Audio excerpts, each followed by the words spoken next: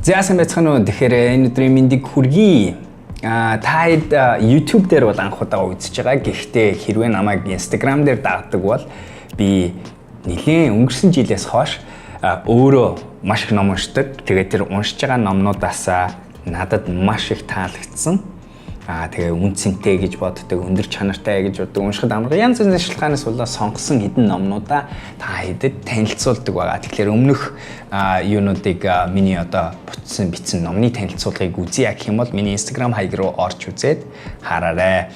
Тэгээд тийч би одоогийн байдлаар 9 номны танилцуулгыг өнгөрсөн оноос хойш хийчихсэн байна. Тэгвэл өнөөдрөөс эхлээд энэ номныхоо зарим нэг танилцуулгуудын YouTube дээрээ тавьж эхлэе гэж бодсон юм аа. Тэгэхээр энэ бас сонирхолтой монгол хэл дээр тийм их байгаад байдгүй контентуудын нэг гэж бодож байна. Та юу гэж бодож байгааг санал бодлоо. Тэгэхээр энэ видеог үзсний дараа 10 минутаас бага хугацаанд өөртөө таалагдж байгаа хамгийн саяхан уншсан, ойрхон уншсан хамгийн сонирхолтой номнуудынхаа видеонуудыг YouTube дээр тавих болно. За тэгвэл өнөөдрийн ном бол энд эсвэл гарч байгаа Amy Cuddy гэдэг хүний бичсэн Presence гэдэг нэртэй ном байгаа. Presence гэдэг ном монгол хэл дээр оршихуй гэж гарсан байх шиг харагдчих байлаа. Тэгэхээр та хэд бас уншигвэл тэгж танилцчих болно. Тэгэхээр энэ номны тухай танилцуул. Би номоо танилцуулж байхдаа хэд юмны тухай ярьдаг байгаа. Энэ ном хинт зориулсан ном уу? Энэ номтой адил ямар номнуудыг уншвал зүгээр энэ ном үндсэн санаанууд нь юу вэ гэдэг зүйлээр. За эхлээд номынхаа тухай танилцуулъя. Amy Cuddy гэдэг хүн бол өөрөө биеийн body posture гэж яддаг. Биеийн байршил болон түүгээр шалтгаалаад өөрийгөө эрч хүчтэй, өөртөө ихтэй байдлыг судалдаг ийм судлаач хүн байгаа. Харвардын багш хүн байгаа. Amy Cuddy гэсэн. Оршихуй гэдэг номны санаа номоо уншаад үзэхэд аюу сонирхолтой, уншихад аюу гоё сонирхолтой ном байгаа. Энэ ном дотор Amy өөрийнхөө амьдрал тохиолдсон маш азгүй тохиолдол буюу одоо энэ аялалд машинаар явж байхдаа аваарт ороод тэрнээсээ болоод тархиндаа маш том гинтл авсан тухай, түүхийнхаа тухай ярьж байгаа. Тархины гинтлээсээ болоод эмчнэр болон бусад хүмүүс энэ хүнийг хүлээн зөвшөөр зүгээр л одоо жирийн амьдралаар явах нь одоо магадлал багтай нөхцөл гэж бодсон.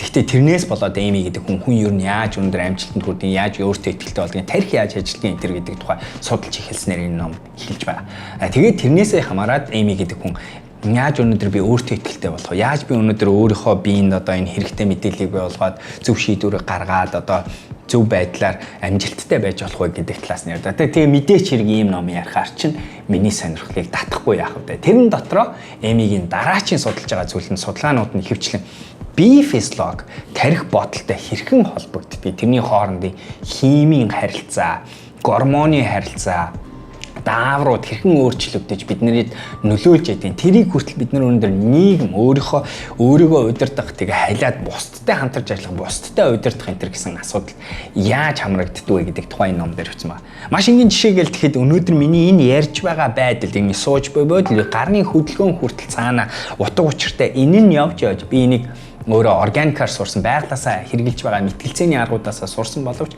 энэ нь өөрөө яагаад надад өөртөө ихтэй байдлыг бий болгодгийг ингэж хөдөлснөөрөө би яагаад илүү сайн чөлөөтэй сэтгэж зөв бодлуудыг зөв дараалтаа хийдгийм бэ гэдгийг хүртэл Amy өөрийнхөө номон дээр судалгаан дээр үндэслэж гаргасан байдаг шүү. Тэгэхээр энэ ном мэдээч хэрэг надад таалагдав.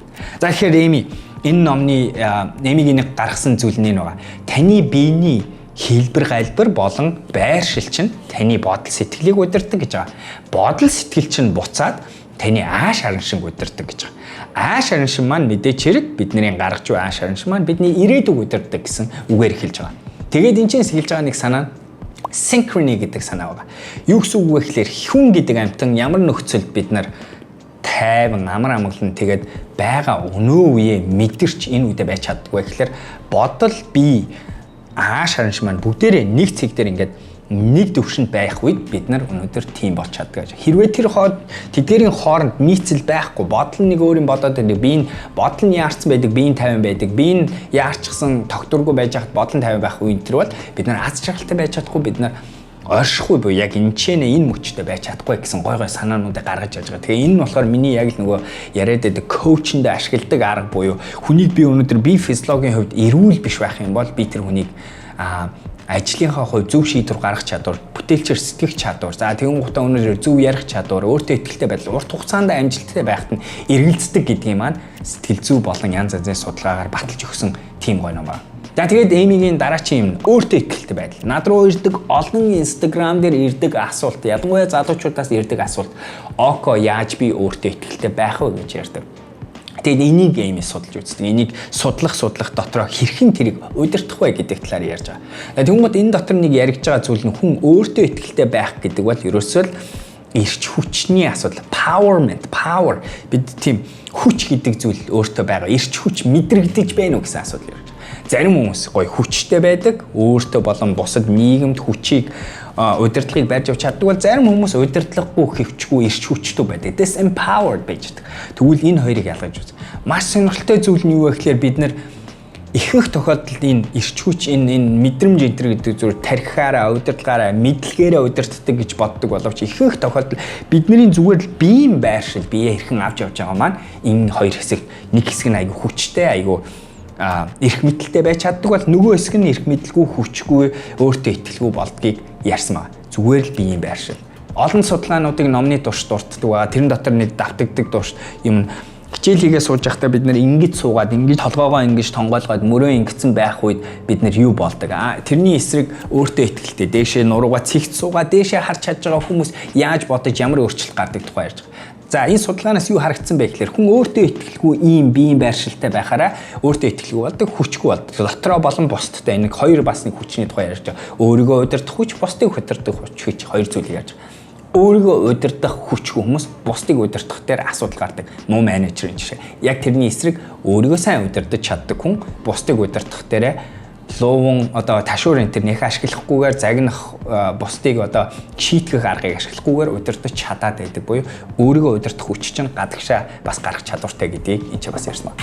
За тэгвэл өөртөө итгэлгүй хүмүүс ямар алдаа гаргадаг юм? Тэд нар энгийн зөвлөлүүд дээр дахин алдаа гаргадаг юм байна гэсэн баталсан байдаг. Тэд нар тогтвортой байж чадахгүй, анхаарлаа нэг зүйл рүү төвлөрүүлж чадахгүй байна гэдэг нь бас судалгаагаар батсан байдаг. Бас ийм хүмүүс яадаг вэ гэхээр гаргасан зорилгодоо тууштай байж чаддаггүй. Тэд нар гаргасан зорилгынхаа эхний алхмууд дээр няцах, дороо болдог гэдэг нь бас батлагдсан байдаг юм. Тэгвэл тэрний эсрэгээр нь харин хүн өөртөө итгэлтэй байгаад эрч хүчтэй powerтай байх үед empowered болцсон үедээ яадаг гэсэн чинь хүмүүс илүү тууштай болж чаддаг. Юмд ялагдхаас нурж чаддгүй, дахин өөр гаргалгаануудыг олж харж чаддаг. Тэд нэр одоо няцшгүй болох магадaltaй юм байна гэж. Тэд нэр илүү бүтээлчээр сэтгэж чаддаг юм байна. Түрүү чи хэлж байгаа.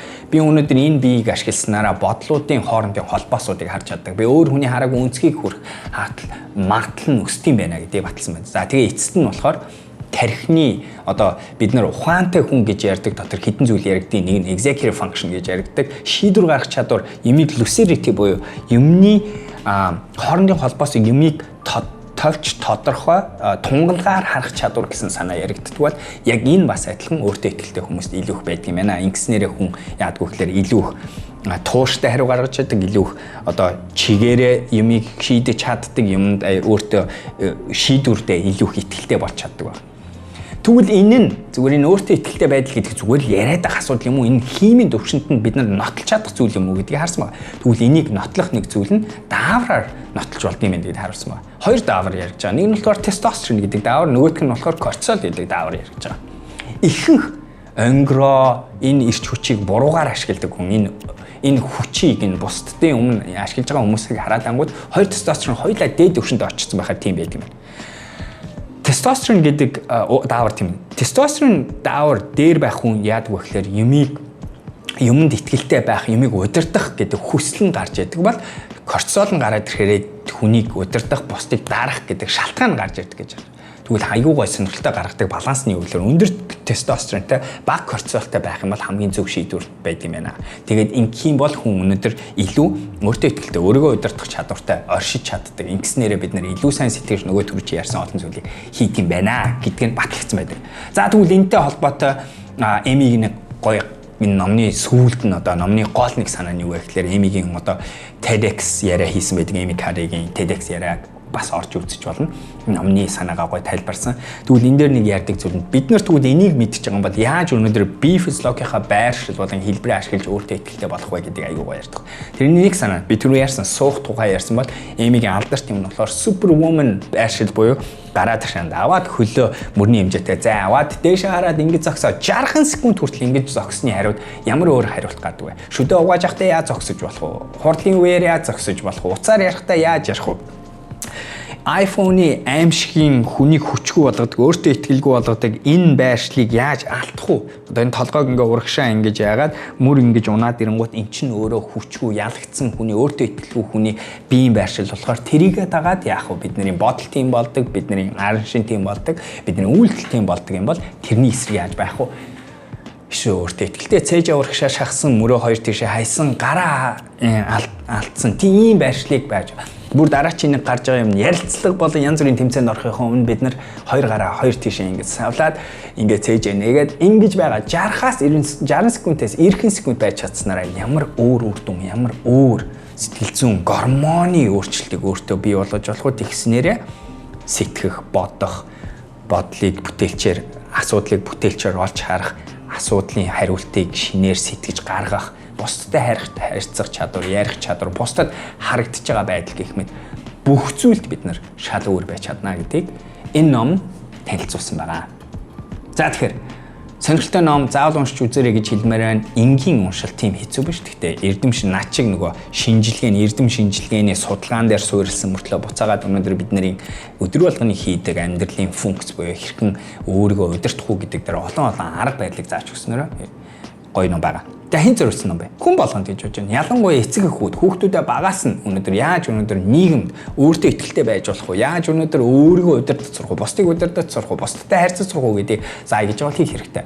Мэргэжлийн залуучууд өнөөдөр та менежертэй хэн нэг үнтэй ажиллаж байгаа. Өөрийнхөө учраа олж чадахгүй байгаа. Өөртөө итгэлгүй байгаа. Эсвэл өөртөө итгэлтэй болох дээр өшөө хөгжиж гэж бодож байгаа хүмүүс бол унших хэрэгтэй ном гэж бодож байна. За тэгвэл энэ номтой хамт би өөр хоёр номыг санал болгоё. Нэг ном нь болохоор Carol Dweck гэдэг хүний бичсэн Өсөлтөд сэтгүү. Ижил төрлийн санаа арай өөр өнцгөөс нь бидний суурь хандлагын тухай ярьдаг. Би энэ номыг дандаа хүмүүс санал болгодог. Алдартай одоо танигдсан олон нийтэд их танигдсан ном байгаа. Carol Dweck-ийн Growth Mindset гэдэг нэртэй ном байгаа.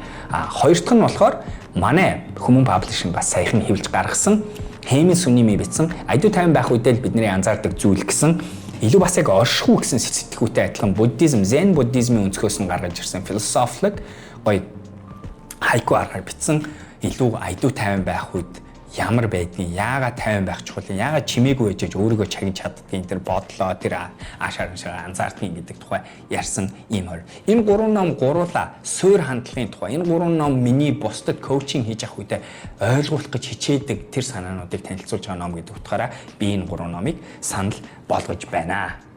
За ингээд би өнөөдрийнхөө Окогийн уншсан ном гэд цааш нь YouTube дээр энэ шинэ болонга танилцуулж байна. Энийг хийхэд илүү амархан байдаг болохоор би ойр орхон гаргахыг хичээх болно. Танилцуулж байна. Тэгэхээр таалагдж гэнэ үү? Таалагдахгүй байна уу? Бас дээрэс нь миний уншсан номнуудыг Goodreads руу орж хараад окей тэр номоо танилцуулаач гэж байгаа юм бол хэлээрэй. Тэгээ би энэ талаар видео бичиж танилцуулсан. Subscribe хийхээ битгий мартаарай. YouTube сувган дээр би шинээр болж байгаа шинэ YouTuber-ийн чи гарч ирж байна гэсэн үг шүү та. Би бас миний арга барил дээр өөр санал бодол юу вэ? Нээлттэй хэлээрэй. За балер өдрөг байцгаагаараа дараачийн видеогоор уулзцгаая.